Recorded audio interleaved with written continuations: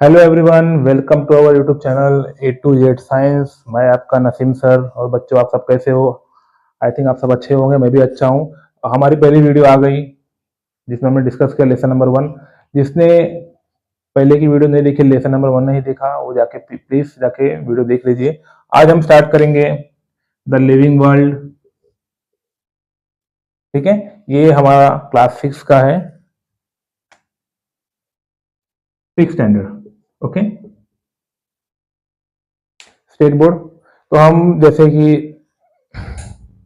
मैं आपको हर बार बोलता हूँ, तो द लिविंग वर्ल्ड, इसमें हम टेक्स्ट बुक के हिसाब से जाएंगे, वन बाय वन, एक एक टॉपिक, एक एक लाइन भी कवर करेंगे, सिस्टमेटिकली जाएंगे। ठीक है, तो क्या बोला गया? देखो, सबसे पहले characters of living thing. Living thing के कैरेक्टर कौन से दिए गए हैं यहाँ पे हम देखते हैं। There are the many kinds of plants and animal around us. They show some similarity and some differences, yet with the help of the certain features we can tell that they are all living thing। ठीक है, तो यहाँ पे क्या बोला गया है? बहुत सारे लिविंग थिंग होते हैं, उसमें बहुत सारे फीचर्स होते हैं, उनके बहुत सारे कॉमन कॉमन फीचर होते हैं। वो एक कुछ फीचर इसके कॉमन है, कुछ फीचर उसके कॉमन है, तो ये क्या है? हमारे सारे लिविंग थिंग है। ओके, आगे बढ़ेंगे हम। आगे क्या बोला गया है? We can tell that they are the all living things. These features are not the same in the non-living things. Such features are the said to be the characters of the living thing. Let us study these characters. ठीक है, क्या बोला गया है? जो living thing के जो features है वो नॉन लिविंग थिंग से मैच नहीं होते, और नॉन लिविंग थिंग के जो फीचर्स होते हैं वो लिविंग थिंग से मैच नहीं होते। अब लिविंग थिंग मतलब क्या होता है? जिसमें जान होती है वो हमारा हो गया लिविंग थिंग। उसको हम लोग साइंस की दूसरी लैंग्वेज में बायोटिक फैक्टर भी बोलते हैं। और जिसमें जान नहीं होती वो क्या हो गया? हमारे नॉन लिविंग थिंग। उसको हम लोग क्या बोलते हैं? Abiotic factor. क्लियर है? आगे हम बढ़ेंगे। पहला क्या है? देखो, ग्रोथ। बुक्स आपके पास होंगे तो बुक्स में आप देख लेना। यहाँ पे देखो फैमिली का पिक्चर बनाया गया है। पहले बच्चे हैं, फिर उसके बाद उनका एडल्ट एज है, फिर उनका मैच्योर एज है, फिर फाइनली जब वो बुढ़े होते हैं। तो उस तरह से भी प्लांट के बारे में भी लिया गया है। प्लांट भी छोटा है, फिर समय के साथ साथ वो बड़ा होता है, फिर एक ऐसा समय आता है और बड़ा होता है, फिर एक ऐसा समय आता है कि प्लांट भी क्या होता है? बूढ़ा हो जाता है। ठीक है, a baby grow up to become the adult person, woman or man during the period of its growth of the baby are the gains in the height, weight and strength of the some manner. All animal grow into the adult in a certain period. Generally the humans required 18 to 21 years for this growth. जैसे human being के बारे में आपको बता दूं मैं, तो इंसान जो ह्यूमन बींग्स की जो हाइट होती है 18 से 21 साल तक बढ़ती है। किसी किसी की 18 साल तक होती है, किसी किसी की कितनी होती है? 21 ईयर्स तक हमारी हाइट क्या होती है? बढ़ती है। लेकिन आफ्टर 21 के बाद हम बोलेंगे क्या बोलते हैं? इनका हाइट क्यों नहीं बढ़ रहा है? तो इस तरह से नहीं, इस तरह से बढ़ते हैं। क्लियर है? आगे हम बढ़ते हैं। अभी कोई कोई आपने देखा रहेगा, कोई कोई अभी हमारे यहाँ पे बहुत सारे ह्यूमन बींग्स है, तो ह्यूमन बींग्स में आप देखो कोई छोटा है, कोई बहुत लंबा है। उसके पीछे रीजन क्या है? रीजन ये है कि वो उनके जेनेटिक्स पे डिपेंड होता है। जेनेटिक्स का अगर आपको मैं सिंपल लैंग्वेज बता दूं, वो अपने माँ बाप के ऊपर डिपेंड करते हैं। अगर उनके माँ बाप की हाइट अगर छोटी है तो बच्चों की भी हाइट क्या रहेगी? छोटी रहेगी। कोई कोई केस में आपने देखा रहेगा कि माँ बाप की हाइट छोटी है, सर आपने तो बोले माँ बाप की हाइट छोटी है तो बच्चों की हाइट भी छोटी है। नहीं, ऐसा नहीं होता। कोई कोई केस में क्या होता है, वो माँ बाप की हाइट छोटी है और तो लेकिन बच्चों की हाइट क्या होती है? बड़ी होती है। ठीक है, तो वो उनका जेनेटिक इस पे क्या है? उनके ग्रैंड पेरेंट्स पे क्या रहेगा। क्लियर है? आगे हम बढ़ेंगे।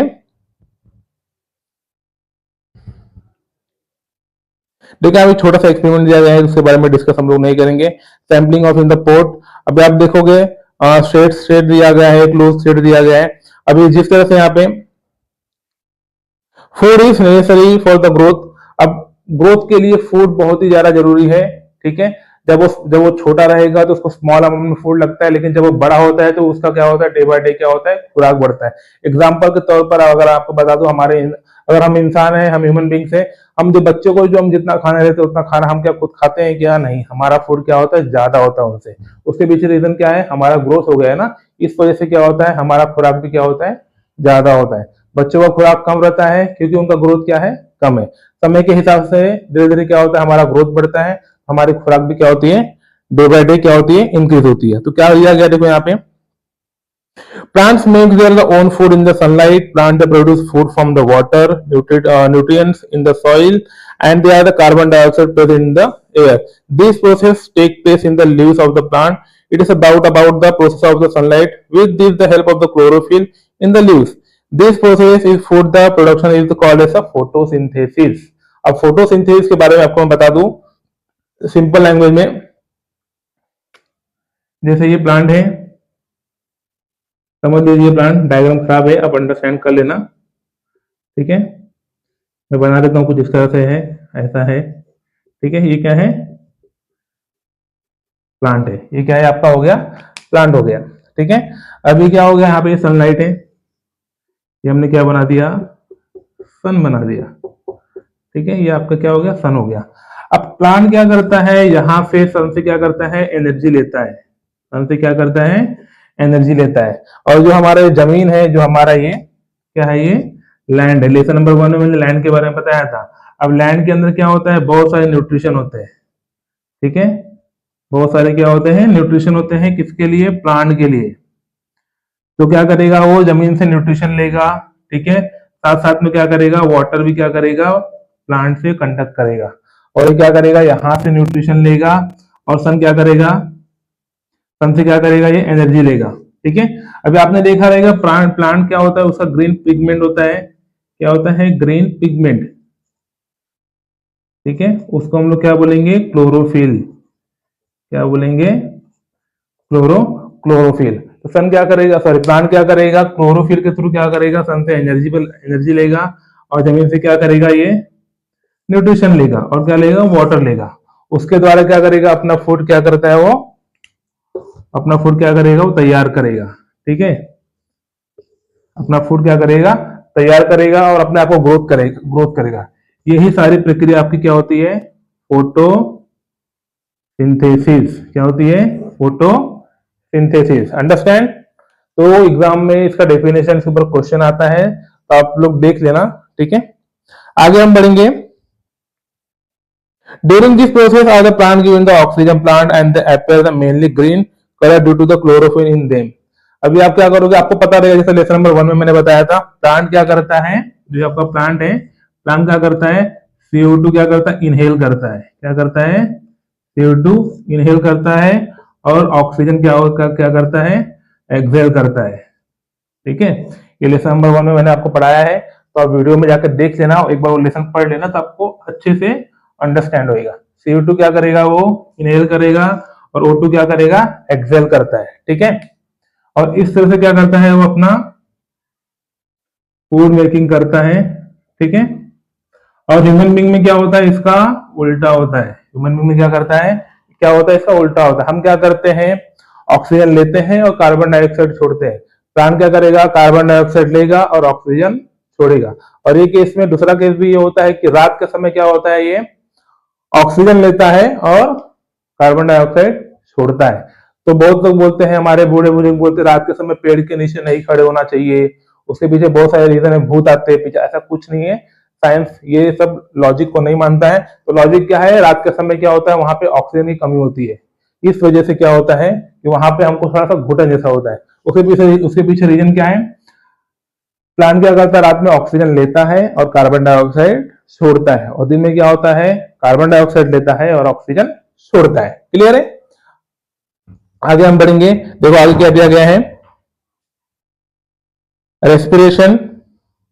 Living thing need the oxygen in order to the living in inhaling oxygen and exhaling the carbon dioxide form in the body due to the oxygen is called as respiration. हम क्या करते हैं, human being, हम जैसे मैंने भी आपको बताया, ह्यूमन बीइंग क्या करेगा, ऑक्सीजन लेता है और कार्बन डाइऑक्साइड छोड़ता है। यही प्रक्रिया को हम लोग क्या बोलते हैं, रेस्पिरेशन। इसको हम लोग क्या बोलते हैं, respiration. Animals such like of the fish, snake, mouse etc have the specific organ to the respiration. On the other hand, the plant respire by the means of microscopic pores in their the streams and leaves. अभी human beings में क्या होता है, हमारे पास specific organ है, नाक है हमारे पास, जहां से हम लोग ऑक्सीजन लेते हैं। बट प्लांट में ऐसा कुछ है क्या, प्लांट में आपने देखा रहेगा कि उनको पास नाक है, ना आंख है, ना कान है। उनके पास क्या होता है, उनके लीव्स में, उसके स्टेम में क्या होता है, पोर साइज में छोटे छोटे क्या होते हैं, होल होते हैं। तो वहीं से वो क्या करता है, ऑक्सीजन कंडक्ट करता है। क्लियर है। आगे हम बढ़ेंगे, एक्सक्रीशन। एक्सक्रीशन मतलब देखो अभी क्या होता है, जो हमारे बॉडी का वेस्ट जो हमने खाया है, तो हमारी बॉडी क्या करती है, उसको फिल्टर आउट करती है। तो ड्यू टू यूरिन के थ्रू, इवन हमारे जिसको हम लोग हिंदी भाषा में, हम लोग नॉर्मल भाषा में क्या होते हैं, टीचर हमको 1 नंबर आया, 2 नंबर आया, तो 1 नंबर के थ्रू क्या होता है, ये बाहर निकलता है। 2 नंबर के थ्रू क्या होता है, बाहर निकलता है। थर्ड थिंग, जो हमको स्वेटिंग होता है, जो हमको पसीना आता है, वहां से भी क्या करता है, हमारी बॉडी एक्सक्रीट करता है, मतलब वेस्ट मटेरियल हमारे बॉडी से क्या करता है, वो निकलता है। ठीक है। Waste substance are formed during the many process that they take place the body of animal. This is called as excreta, and the process of the eliminating them from the body is called as excretion. Animal have a specific organ for the excretion. जैसे मैंने आपको बताया, books में भी बताया गया है, हमारे पास, ह्यूमन बीइंग के पास, एनिमल के पास क्या होता है, स्पेसिफिक ऑर्गन होता है एक्सक्रीशन करने के लिए, बट प्लांट के पास स्पेसिफिक ऑर्गन नहीं होता है एक्सक्रीशन करने के लिए। तो वो लोग अपना वेस्ट कहां से निकालते हैं? आपने देखा रहेगा कि साल में कुछ कुछ जो प्लांट होते हैं, जैसे मैं आपको पीपल का एग्जांपल दे दूं, साल में एक बार क्या होता है, सूख जाता है। ठीक है। सूखने के बाद क्या होता है, उसका जो वेस्ट होता है, उसके वेस्ट कहां से निकलते हैं, उसके पत्ते सूख जाते हैं, आपने देखा रहेगा, वो क्या होता है, उसका वेस्ट है। तो क्या करता है, प्लांट अपने आप को उस तरह से वो रिमूव करता है। क्लियर है। आगे हम बढ़ेंगे। Plants to the excretes for example are the same plant and the leaves set the leaves in the specific season, waste substance store in the leaves and the plant are the shed along with the leaves. जैसे मैंने बता दिया, जैसे हम लोग अपना waste, हमारे पास specific organ से हम वहां से निकालते हैं, तो प्लांट अपना क्या करता है, वेस्ट कहां से निकालता है, उसके लीव्स के थ्रू निकालता है। और एक आपको मैं एक छोटा सा मजेदार चीज बताता हूँ। अभी आपने बोला रहेगा हमारा घर पूरा पैक है, हम लोग क्या करते हैं, 15 दिन के बाद, 20 दिन के बाद क्या करते हैं, अपने घर की साफ सफाई करते हैं। साफ सफाई करने के बाद हम लोग चद्दर को साफ करते हैं, झटकने के बाद उसमें से बहुत सारी धूल निकलती है, या थोड़ी बहुत धूल निकलती है। तो अभी आपके मन में आया रहेगा कि मेरा घर तो पूरा पैक है, हम यहाँ रहते हैं, वहां रहते हैं, धूल आई कहां से? तो धूल नहीं होती, वो क्या होते हैं, हमारे डेड टिश्यू होते हैं। हमारी बॉडी भी क्या करती है, कुछ समय के बाद क्या करती है, टिश्यू रिमूव करती है। जो वेस्ट, जो डेड टिश्यू है, हमारी बॉडी रिमूव करती है और नए टिश्यू बनाती है। तो जो आपको धूल जैसा दिखता है, उसमें धूल तो होता है, लेकिन साथ साथ में क्या होता है, आपके बॉडी के डेड टिश्यू भी इसके अंदर प्रेजेंट रहते हैं। ठीक है। आगे आप देखोगे, responsiveness to stimuli and the movements. ठीक है। आगे देखो, आपको दिया गया है, living thing are the act in the various way in the responding to a stimuli. If you are the suddenly enter the cow shed, the cow and buffalo stand up and begin to move, one और two may even just start moving. These are all the movements. ठीक है। जैसा आप stimuli मतलब क्या होता है, movement करना। ठीक है। जैसे हम कोई अस्तबल में चले गए, या कि हम लोग कहीं पे जहाँ पे घोड़ा, गाय, बकरी वगैरह, मुर्गी वगैरह जहाँ पालते हैं, वहां पे हमारे एंटर करने के बाद क्या होता है, गाय भैंस को आपने देखा रहेगा, वो क्या होता है, उठ के खड़े हो जाते हैं। ठीक है। वो क्या करते हैं, मूवमेंट करना स्टार्ट कर देते हैं। इसको हम लोग क्या बोलते हैं, स्टिमुली बोलते हैं। क्लियर है। Creeper are the plant in the courtyard, leaves and toward the support. A potted the plant are the place in the window, grow toward the sunlight. It means that the plants to show the movement, living thing move there the on accord. The movement of the changes taking place in the living thing at a such time, they are the response to a stimuli and the event that occur the surrounding. Each stimuli, these are the ability of the living thing to respond the stimuli is called as a responsiveness of the stimuli.